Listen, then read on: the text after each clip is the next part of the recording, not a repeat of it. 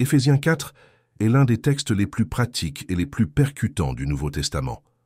Paul nous y appelle à mener une vie digne de la vocation que nous avons reçue en Christ. Il ne s'agit pas seulement d'un credo à confesser, mais d'un style de vie qui doit refléter la vérité de l'Évangile dans chaque attitude. Alors que le monde valorise l'indépendance, l'orgueil et l'exaltation personnelle, Paul nous appelle à l'humilité, à la douceur et à l'unité dans l'esprit. Tandis que la société se divise en partis, idéologies et intérêts, la parole ordonne à l'Église d'être un seul corps, animé par une seule foi, un seul Seigneur et un seul baptême. La vérité ignorée aujourd'hui est que beaucoup veulent le Christ du salut, mais ne veulent pas le Christ de la sainteté. Ils veulent le pardon des péchés, mais ne veulent pas l'engagement de l'unité. Certains confessent Jésus des lèvres, mais continuent de vivre comme les gentils, dans la vanité de leur esprit, le cœur obscurci et loin de la vie de Dieu. Paul est direct. Nous ne pouvons pas marcher comme le monde marche. Celui qui a été appelé doit abandonner l'ancienne vie et se revêtir de l'homme nouveau créé selon Dieu en justice et en sainteté. Le chapitre 4 d'Éphésiens nous montre que, en embrassant cette vérité, nous faisons l'expérience de la vie pleine de l'esprit, la vraie unité, la croissance dans le corps du Christ, les dons spirituels œuvrant pour l'édification et un témoignage qui brille au milieu des ténèbres. Dans cette étude, guidée également par les paroles de Charles Spurgeon, nous allons plonger dans cette vérité d'Éphésiens 4 que beaucoup ignorent, mais qui sont fondamentales pour tout chrétien qui désire vivre l'Évangile de manière authentique et puissante. Paul commence Éphésiens 4 par une exhortation puissante. « Je vous exhorte donc, moi le prisonnier dans le Seigneur, à marcher d'une manière digne de la vocation qui vous a été adressée. » Cette demande n'est pas un conseil facultatif, mais un appel urgent. L'apôtre écrit depuis la prison, rappelant que suivre le Christ a un prix et que la foi ne se résume pas à des paroles, mais à une vie qui témoigne de l'Évangile à chaque pas. Le mot « vocation » ici ne se réfère pas à des dons naturels ou à des carrières humaines, mais à l'appel divin que nous avons reçu en Christ. Nous avons été appelés des ténèbres à la lumière, de la mort à la vie, de l'esclavage à la liberté. Cette vocation n'est pas anodine. C'est le privilège d'être enfant de Dieu et membre du corps du Christ. Vivre d'une manière digne de cette vocation signifie que notre conduite doit être en harmonie avec la grandeur de l'appel. Spurgeon disait « La grâce qui ne change pas la vie ne sauve pas l'âme. Si quelqu'un affirme avoir été appelé par le Christ, mais continue de marcher comme avant, celui-là n'a pas compris ce que signifie être disciple. » L'appel de Paul est aussi un contraste avec le monde. Alors que le monde enseigne que la dignité est de chercher le pouvoir, le statut et la richesse, la dignité du chrétien est exprimée par l'humilité, la douceur et la patience. Ces vertus ne sont pas des signes de faiblesse, mais de force spirituelle. Seul celui qui a été transformé par l'Évangile peut supporter les offenses sans riposter, servir sans attendre de reconnaissance et pardonner sans garder rancune. Beaucoup ignorent cette vérité, car ils confondent vocation et position. Ils pensent que l'appel de Dieu se résume à prêcher, chanter ou diriger. Mais la vocation chrétienne est d'abord un appel à vivre comme le Christ, au foyer, au travail, dans la communauté. Le plus grand sermon n'est pas celui qui est prêché à la chair, mais celui qui est vécu quotidiennement devant le monde. Spurgeon avertissait « La religion qui reste seulement à l'intérieur de l'Église est une religion morte. L'Évangile qui ne change pas le caractère, qui n'affecte pas la vie pratique, n'est pas l'Évangile du Christ. » Marcher d'une manière digne de la vocation implique également de vous supporter les uns les autres avec amour. La vie communautaire de l'Église n'est pas faite de perfection mais de grâce. Les frères pêchent, faillissent, déçoivent. Et c'est dans ce scénario que nous sommes appelés à exercer la patience et le pardon. L'unité n'est pas le fruit de personnes parfaites, mais de pécheurs rachetés qui ont appris à aimer comme le Christ a aimé. Le contraste avec la réalité actuelle est frappant. Beaucoup abandonnent la communion dès la première faute, critiquent sans miséricorde, et vivent comme des consommateurs à l'intérieur de l'Église. Mais Paul nous rappelle que la vocation chrétienne exige la persévérance dans l'amour, car nous avons été appelés à être un corps, et non des pièces détachées. Spurgeon prêchait « Vous pouvez choisir vos amis, mais vous ne choisissez pas les membres du corps du Christ. Dieu les a choisis, et il vous incombe de les aimer. Celui qui ne parvient pas à vivre en communion avec les frères n'a pas compris l'évangile qu'il prêche. Cet appel à la dignité implique également le renoncement. Paul écrit en tant que prisonnier du Seigneur, rappelant que vivre conformément à la vocation peut coûter la liberté, la réputation ou même la vie. Il n'y a pas de véritable christianisme sans croix. L'appel du Christ n'est pas au confort, mais à l'obéissance. Et voici la vérité ignorée. Beaucoup veulent la vocation sans son fardeau. Ils veulent le titre d'enfant de Dieu, mais pas la responsabilité de vivre comme tel. Ils veulent les privilèges de l'Évangile, mais pas sa discipline. Ils veulent la couronne sans la croix. Mais Paul nous rappelle que la dignité n'est pas un ornement extérieur, mais la cohérence entre la foi et la vie. Spurgeon concluait « Celui qui a été appelé par le Christ ne peut pas vivre comme il vivait avant. La différence doit être aussi visible que celle d'un mort qui respire maintenant. S'il n'y a pas de changement, il n'y a pas eu d'appel. » Par conséquent, vivre d'une manière digne de la vocation, c'est laisser chaque détail de la vie être le témoignage de la grâce reçue. C'est marcher dans l'humilité, la douceur et la patience, se supportant avec amour, préservant l'unité de l'esprit et vivant en cohérence avec la croix que nous portons. C'est reconnaître que l'appel de Dieu est trop glorieux pour être vécu de manière médiocre. Juste après avoir exhorté les chrétiens à vivre d'une manière digne de la vocation, Paul présente l'un des thèmes centraux d'Éphésiens 4, vous efforçant de conserver l'unité de l'esprit par le lien de la paix. Il y a un seul corps et un seul esprit, de même que vous avez été appelés à une seule espérance par votre vocation. Il y a un seul Seigneur, une seule foi, un seul baptême, un seul Dieu et Père de tous, qui est au-dessus de tous, par tous et en tous. L'unité de l'Église n'est pas une option, c'est un ordre, mais c'est aussi une réalité spirituelle. Nous avons déjà été faits un en Christ par le Saint-Esprit. La question n'est pas de créer l'unité, mais de la préserver. L'Église n'a pas besoin de fabriquer ce que Dieu a déjà établi, mais elle doit lutter contre tout ce qui menace de détruire cette unité. Spurgeon disait « L'unité de l'Église n'est pas comme un château construit par des mains humaines, mais comme un corps formé par Dieu. Il ne s'agit pas d'une organisation extérieure, mais d'une vie intérieure. Lorsque l'Esprit habite en chaque croyant, l'unité existe déjà. Notre devoir est de ne pas la briser. » Paul utilise un langage radical. Il n'y a qu'un seul corps.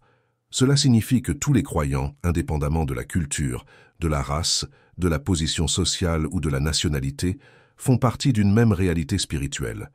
La diversité est grande, mais le corps est un seul. Cependant, cette vérité est souvent ignorée. Le peuple de Dieu se divise encore en factions confessionnelles, en préférences liturgiques et en querelles de pouvoir.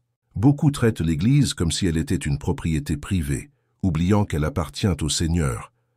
Le résultat est la division, les scandales et un témoignage affaibli devant le monde. Spurgeon avertissait « L'Église divisée est le triomphe de Satan. Chaque fois que les chrétiens se disputent entre eux, l'enfer se réjouit. Le monde incrédule ne croit pas à notre évangile parce qu'il ne voit pas l'amour que nous prêchons parmi nous. » Paul fonde l'unité sur l'œuvre de Dieu lui-même. Un seul esprit nous a donné la vie. Une seule espérance nous a été accordée. Un seul Seigneur nous a rachetés par son sang. Une seule foi nous unit à l'Évangile. Un seul baptême nous identifie au Christ. Et un seul Dieu et Père gouverne sur tous. Devant cette réalité, diviser l'Église, c'est insulter l'œuvre de la Trinité. L'unité, cependant, ne signifie pas l'uniformité. Nous ne sommes pas appelés à penser de manière identique sur chaque détail, mais à rester concentrés sur l'essentiel, le Christ comme Seigneur. De même qu'un corps possède différents membres avec des fonctions distinctes, mais fonctionne en harmonie, l'Église est composée de divers dons et ministères, tous œuvrant pour l'édification du même corps. C'est la beauté de l'Évangile. En Christ, la diversité ne génère pas de division, mais la communion. Le riche et le pauvre, le docteur et l'analphabète, le vieil homme et l'enfant, tous s'agenouillent devant le même Seigneur et sont unis par le même esprit. La croix nivelle le terrain, abat les murs et détruit les barrières. Spurgeon prêchait « Lorsque le Saint-Esprit règne dans l'Église, les différences extérieures disparaissent devant la grandeur du Christ. Ce qui nous unit n'est pas la couleur de la peau, ni le niveau d'études, ni le style de culte, mais le sang de l'agneau qui nous a lavés. » L'effort pour l'unité exige le sacrifice. Paul utilise le mot vous efforçant diligemment, indiquant la lutte, l'engagement, la persévérance.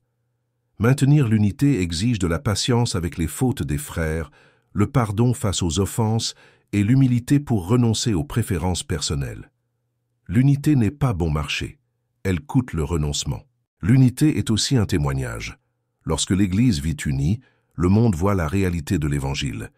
Jésus lui-même a prié pour que ses disciples soient un, afin que le monde croie. Une Église divisée prêche un Évangile mutilé. Une Église unie proclame le Christ de manière puissante. Spurgeon concluait « L'unité n'est pas un luxe, c'est une nécessité. Une Église sans unité est comme un corps avec des membres en guerre les uns contre les autres, inutile et malade. Mais une Église unie est comme une armée marchant sous un seul étendard, et son étendard est le Christ. » Éphésiens 4 nous appelle à reconnaître qu'il y a un seul corps, un seul esprit, un seul Seigneur et un seul Dieu. Notre responsabilité est de préserver cette unité par le lien de la paix, en vivant dans l'amour, l'humilité et l'obéissance à l'Évangile. Après avoir parlé de l'unité de l'esprit, Paul présente un autre aspect essentiel de la vie de l'Église, la diversité des dons accordés par le Christ. Il écrit que la grâce a été donnée à chacun selon la mesure du don de Christ, et que le Seigneur a donné des apôtres, des prophètes, des évangélistes, des pasteurs et des docteurs pour le perfectionnement des saints en vue de l'œuvre du ministère et de l'édification du corps de Christ. Nous voyons ici deux vérités fondamentales. Premièrement, tout don vient du Christ. Il n'y a pas de place pour la vanterie car personne n'est la source de son propre talent spirituel. Tout est grâce. Le Seigneur, exalté à la droite du Père, distribue les dons selon sa volonté, pour la gloire de son nom et le bien de l'Église. Spurgeon disait « Le prédicateur qui s'enorgueillit de son don est comme le serviteur qui vole la gloire de son maître. Le don ne lui appartient pas, il lui a été confié, et s'il n'est pas utilisé pour le Christ, il sera réclamé avec jugement. Deuxièmement, les dons ont un but précis, l'édification du corps. Ils ne sont pas donnés pour l'autopromotion, mais pour le service. L'Église n'est pas une vitrine d'exposition de talents, mais un atelier d'édification mutuelle. Chaque don est un outil pour fortifier, faire mûrir et unir les saints. C'est la vérité ignorée. Beaucoup aujourd'hui ont transformé les dons en un spectacle. Les prédicateurs cherchent les applaudissements, les chanteurs cherchent la célébrité, les leaders cherchent l'influence. Mais Paul nous rappelle que les dons ne sont pas là pour élever des individus, mais pour que tout le corps grandisse en Christ. L'apôtre décrit la finalité suprême de cette édification, jusqu'à ce que nous parvenions tous à l'unité de la foi et de la connaissance du Fils de Dieu, à l'état d'homme fait, à la mesure de la stature parfaite de Christ. En d'autres termes, le but des dons est que l'Église devienne mature, semblable au Christ en tout. Spurgeon avertissait « L'Église n'est pas un musée pour les saints, mais un hôpital pour les pécheurs en traitement. Les dons n'ont pas été donnés pour que les uns brillent au-dessus des autres, mais pour que tous avancent ensemble vers la perfection en Christ. » La croissance du corps protège également contre les tromperies du monde. Paul avertit que sans maturité, nous serons comme des enfants, emportés par tous les vents de doctrine, trompés par la ruse des hommes et les artifices de l'erreur. Mais lorsque les dons opèrent pour l'édification, l'Église s'affermit dans la vérité et grandit dans l'amour. C'est un défi urgent. Nous vivons à une époque d'incertitude doctrinale, où de nombreuses églises se rendent à des philosophies humaines et à des hérésies déguisées en évangile. Cela se produit par manque de maturité spirituelle, parce que les dons n'ont pas été exercés avec fidélité. Là où la parole n'est pas enseignée, le corps tombe malade. Là où la prophétie est remplacée par des opinions, le troupeau se perd. Là où l'évangélisation est oubliée, la mission meurt. Spurgeon prêchait « L'Église sans enseignement fidèle est comme une armée sans armes, et l'Église sans amour est comme un corps sans âme. » Dieu a donné des dons afin que nous ayons les deux, la vérité qui nous guide et l'amour qui nous soutient. Une autre leçon importante est que tous participent à cette édification. Paul dit que chaque partie, ajustée et consolidée, coopère à la croissance du corps. Il n'y a pas de chrétien inutile, chaque frère, avec son don et son service, est essentiel pour que l'Église grandisse. Celui qui prie en secret, celui qui sert en silence, celui qui conseille discrètement, tous contribuent à l'édification.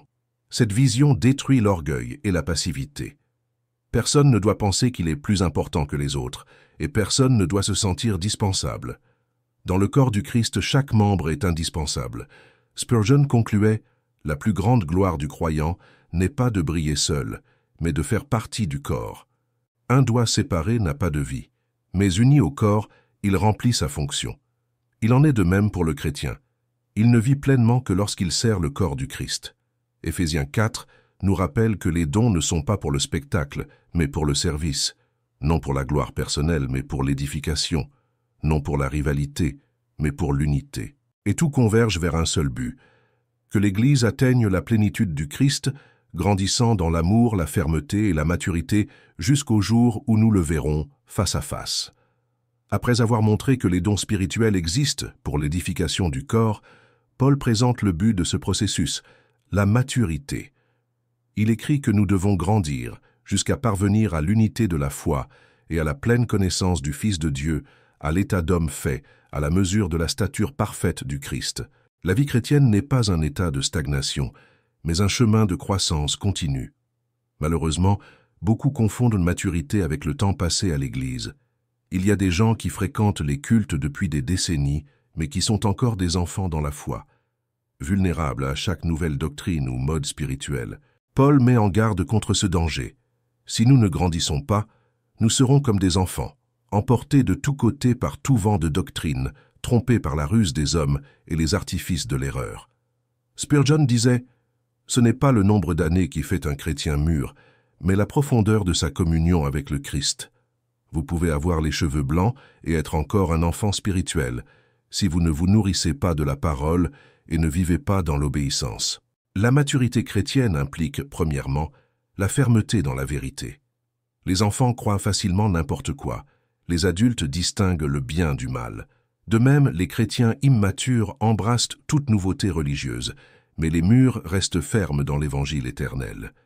Deuxièmement, la maturité implique la croissance dans l'amour. Paul insiste pour que nous disions la vérité dans l'amour. La maturité n'est pas seulement la connaissance intellectuelle, mais l'équilibre entre la doctrine et la compassion. L'Église a besoin de croyants qui soient solides dans la vérité et tendres dans l'amour, capables de corriger sans blesser et d'édifier sans flatter. Spurgeon avertissait « L'homme qui prêche la vérité sans amour est comme un médecin qui opère sans anesthésie, et l'homme qui offre l'amour sans la vérité est comme un médecin qui offre l'anesthésie sans traiter la blessure. » Les deux tuèrent le patient. Le chrétien mûr unit la vérité et l'amour. La maturité signifie également la dépendance consciente à la tête, qui est le Christ. Paul rappelle que tout le corps grandit ajusté et consolidé par ce que chaque partie fournit, mais cette croissance vient du Christ. L'immaturité cherche l'autonomie. La maturité reconnaît que sans le Christ, nous ne pouvons rien faire. Le contraste avec la réalité actuelle est évident. Nous vivons dans une génération qui valorise les sentiments au-dessus de la vérité et les émotions au-dessus de la fidélité. Beaucoup de croyants courent après des expériences passagères au lieu de chercher la profondeur spirituelle. Le résultat est une église vulnérable, facilement séduite par de faux docteurs. Spurgeon prêchait « Les hommes aiment les nouveautés, mais Dieu aime la vérité. » Le chrétien mûr n'est pas celui qui s'enthousiasme pour chaque nouvelle doctrine, mais celui qui reste ferme sur l'ancien rocher de l'Évangile. La maturité est aussi une protection contre la tromperie. Paul savait que l'Église affronterait de faux docteurs et seuls des chrétiens solides pourraient résister. Une foi enfantine peut être sincère, mais elle est fragile. Seule une foi mûre, nourrie par la parole et éprouvée dans les luttes, résiste aux tempêtes. Cette maturité ne vient pas automatiquement, mais elle exige la discipline spirituelle. Lecture de l'Écriture, prière, communion avec les saints, participation à l'œuvre du ministère et persévérance au milieu des épreuves. De même qu'un enfant ne grandit que s'il est nourri et soigné, le chrétien ne mûrit que s'il se nourrit de la parole et marche dans l'obéissance. Spurgeon concluait « Les chrétiens superficiels sont comme des plantes sans racines, verts à l'extérieur, mais ils se dessèchent au soleil. Le chrétien mûr est comme un arbre planté près des eaux, ferme, fructueux et inébranlable, même au milieu des tempêtes. » Éphésiens 4 nous appelle à abandonner l'enfance spirituelle et à chercher la maturité. Le but n'est pas d'être fort en nous-mêmes, mais d'être conforme à l'image du Christ. La maturité n'est pas la perfection humaine, mais la croissance continue vers le Fils de Dieu, jusqu'à ce qu'il soit tout en nous. Après avoir présenté l'appel à la maturité, Paul nous rappelle une conséquence pratique et inévitable. Celui qui est au Christ doit abandonner l'ancienne manière de vivre. Il écrit « Voici donc ce que je dis et ce que j'atteste dans le Seigneur. Vous ne devez plus marcher comme les païens, qui vivent dans la vanité de leurs pensées. Ils ont l'intelligence obscurcie. Ils sont étrangers à la vie de Dieu, à cause de l'ignorance qui est en eux, à cause de l'endurcissement de leur cœur. » Voici une vérité que beaucoup ignorent. Il n'est pas possible d'être disciple du Christ et de continuer à vivre comme le monde. L'Évangile ne fait pas que pardonner les péchés, il transforme la vie. Le chrétien ne peut plus penser comme le monde pense, désirer ce que le monde désire et agir comme le monde agit. Il y a une rupture radicale entre l'ancienne vie et la nouvelle vie. Spurgeon disait « La grâce qui ne change pas l'homme n'est pas de la grâce. L'Évangile qui ne transforme pas le caractère n'est pas l'Évangile. Le Christ n'est pas venu pour simplement nettoyer la page de votre vie, mais pour vous donner une vie nouvelle. » Paul décrit la condition du monde comme la vanité des pensées, l'ignorance spirituelle et la dureté de cœur. C'est une vie sans direction, sans lumière et sans sensibilité envers Dieu. Le péché ne fait pas que salir, il aveugle et endurcit aussi. Le cœur endurci se livre à toutes sortes d'impuretés, comme Paul l'affirme. Ayant perdu tout sentiment, ils se sont livrés à la débauche, pour commettre avec avidité toute espèce d'impureté. C'est le portrait d'une humanité sans Dieu, insensible, livrée au plaisir, avec une soif insatiable d'impureté. Le péché ne satisfait jamais. Plus on y cède, plus on désire. C'est un cycle destructeur qui a servi. Spurgeon avertissait « Le péché est comme une boisson salée. Plus vous en buvez, plus vous aurez soif. Le monde promet le plaisir, mais il livre l'esclavage. Seul le Christ libère vraiment l'homme. » En contraste, Paul affirme « Mais vous, ce n'est pas ainsi que vous avez appris Christ. L'Évangile n'est pas une doctrine morte, mais une vie nouvelle. Apprendre le Christ signifie se laisser façonner par lui, se vêtir de sa justice, abandonner le vieil homme et se revêtir de l'homme nouveau, créé selon Dieu, en justice et en sainteté. C'est le cœur de la transformation chrétienne. Il ne s'agit pas seulement d'échanger des habitudes extérieures, mais d'être renouvelé dans l'esprit de l'intelligence. Le chrétien n'abandonne pas seulement les anciennes pratiques, mais reçoit une nouvelle manière de penser, de nouveaux désirs, de nouvelles affections. L'Évangile change de l'intérieur vers l'extérieur. Spurgeon prêchait « Si votre religion n'a changé que votre agenda du dimanche, mais n'a pas changé votre cœur le lundi, ce n'est pas le christianisme du Christ. La vraie foi fait l'homme nouveau, pas seulement l'homme religieux. » Cette transformation, cependant, exige une décision. Paul utilise des images fortes. Se dépouiller du vieil homme et se revêtir du nouveau. C'est comme enlever des vêtements sales et mettre des vêtements propres. Ce n'est pas un processus automatique, mais un choix quotidien. Le chrétien doit rejeter le péché et se livrer à la sainteté. Ignorer cette vérité a conduit beaucoup à un christianisme superficiel. Des hommes et des femmes qui fréquentent les églises, mais continuent de vivre comme avant. Des gens qui lèvent les mains au culte, mais marchent sur les mêmes chemins d'impureté, de tromperie et de dureté de cœur. Mais l'appel de l'Évangile est clair. Ne marchez plus comme les gentils. Spurgeon a conclu « Le Christ n'est pas venu pour peindre le cadavre, mais pour ressusciter le mort. Il n'est pas venu pour réformer le vieil homme, mais pour le crucifier et donner vie au nouveau. Si le vieil homme gouverne encore votre vie, alors le Christ ne règne pas encore dans votre cœur. » Éphésiens 4 nous confronte à faire un choix. Continuer d'être prisonnier de l'ancienne vie de vanité et d'impureté, ou nous revêtir de l'homme nouveau, créé selon Dieu en justice et en sainteté. Le vrai disciple ne peut vivre dans deux mondes. Le vieil homme doit mourir pour que le nouveau vive pleinement en Christ. Après avoir ordonné que l'Église abandonne l'ancienne manière de vivre, Paul nous conduit au côté positif de la transformation chrétienne, le revêtement de l'homme nouveau. Il écrit « d'être renouvelé dans l'esprit de votre intelligence et d'avoir revêtu l'homme nouveau, créé selon Dieu dans une justice et une sainteté que produit la vérité. » Colossiens 3, 10. Ici, il ne s'agit pas de moralisme ou de réforme extérieure, mais d'une nouvelle création opérée par Dieu. Le vieil homme n'est pas poli, mais crucifié. Le nouvel homme n'est pas une version améliorée de nous-mêmes, mais le caractère même du Christ qui se forme en nous. Le christianisme n'est pas un changement cosmétique, mais une résurrection spirituelle. Spurgeon disait « L'Évangile ne vient pas pour coudre des rapiessages sur de vieux chiffons, mais pour vêtir le pécheur d'un habit complètement neuf. Le Christ n'est pas un ornement pour la chair, mais la vie pour l'esprit. Cet homme nouveau est créé selon Dieu, c'est-à-dire qu'il porte la marque du Créateur. Il est l'œuvre du Saint-Esprit, façonné dans la justice et la vérité. Il ne naît pas de la volonté humaine, mais de la puissance divine. C'est pourquoi la vie chrétienne authentique est surnaturelle. Ce n'est pas seulement de la discipline, mais une transformation qui vient d'en haut. Paul illustre le revêtement de l'homme nouveau par des commandements pratiques. Il dit « C'est pourquoi rejetez le mensonge, et que chacun de vous parle selon la vérité à son prochain, car nous sommes membres les uns des autres. » La première preuve de l'homme nouveau est la vérité. Le diable est le père du mensonge, le chrétien fils de la vérité. Le mensonge est la marque du vieil homme, la vérité est la marque du nouveau.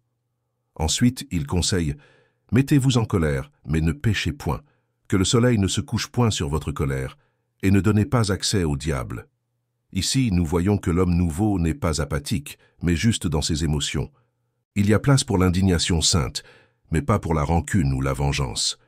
Le chrétien ne nourrit pas la colère, car il sait que cela ouvre la voie au malin. Spurgeon avertissait « La rancune est le diable qui dort dans le cœur.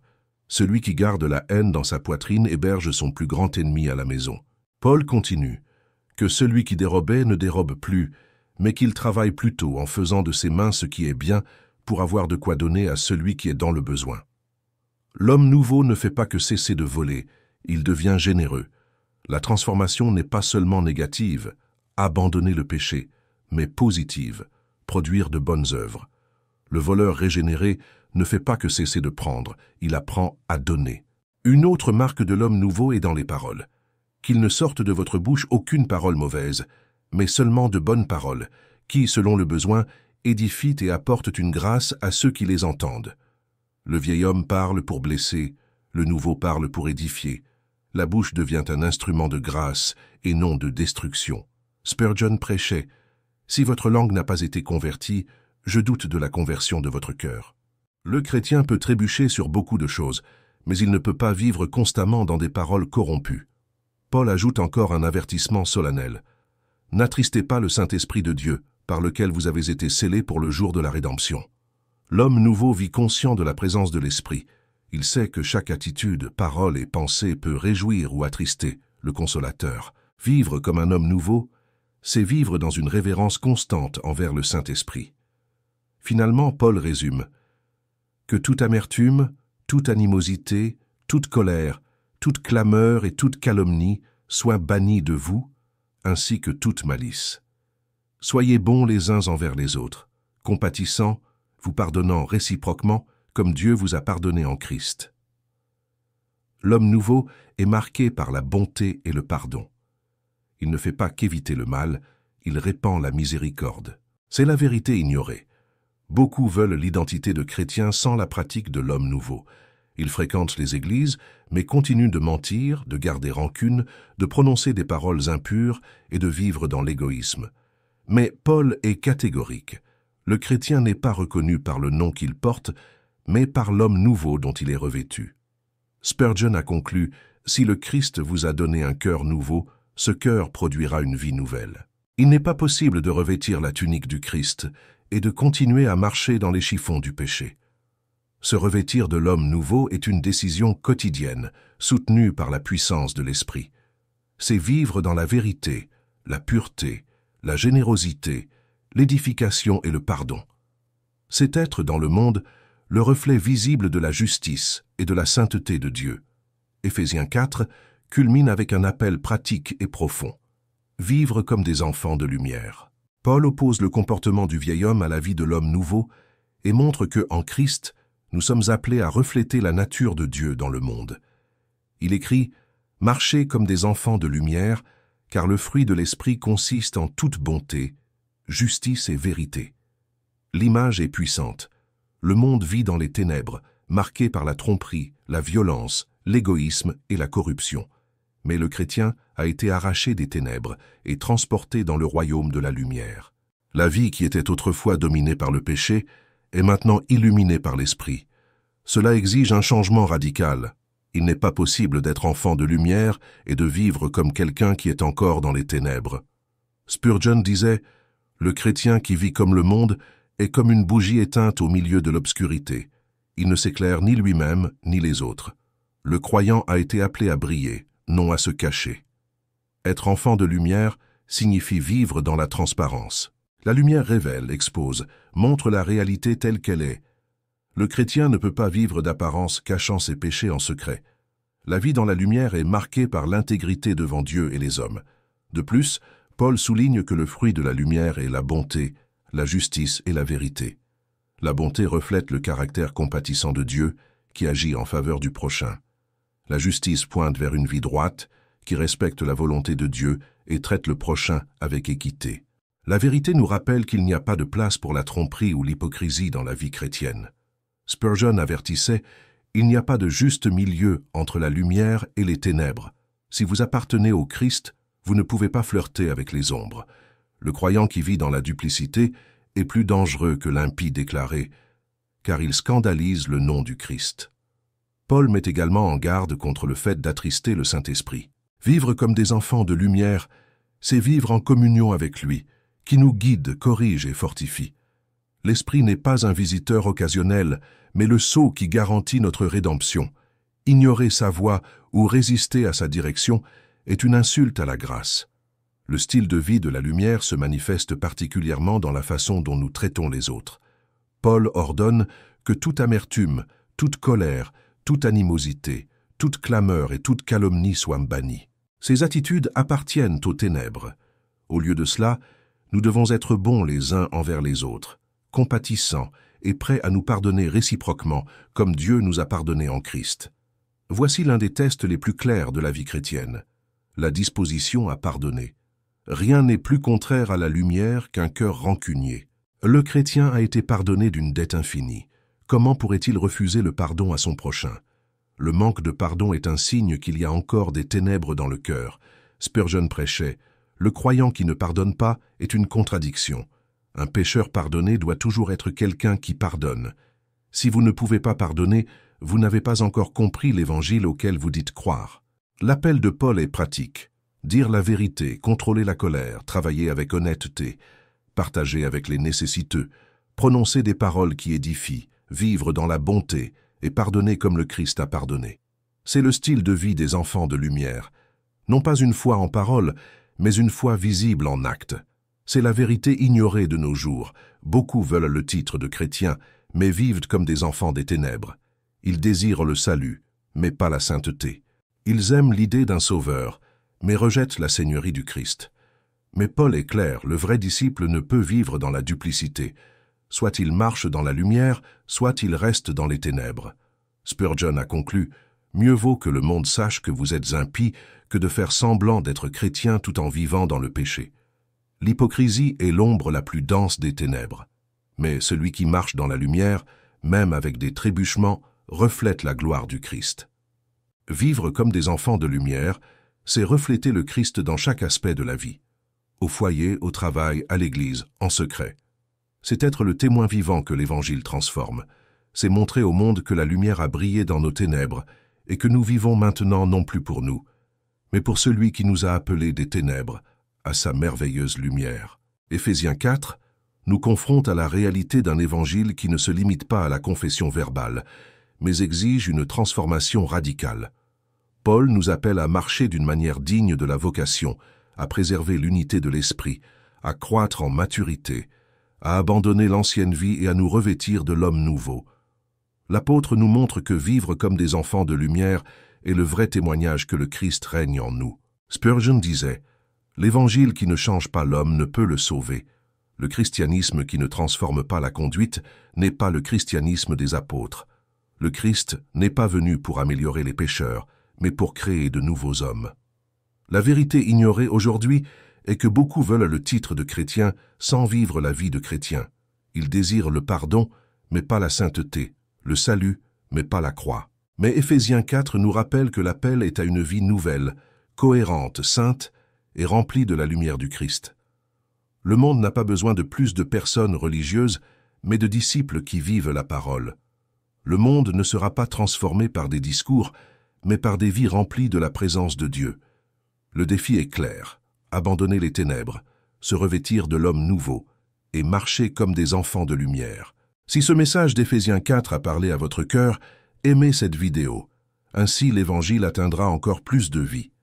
Abonnez-vous à la chaîne L'École du Prince et activez les notifications pour ne manquer aucun des prochains messages.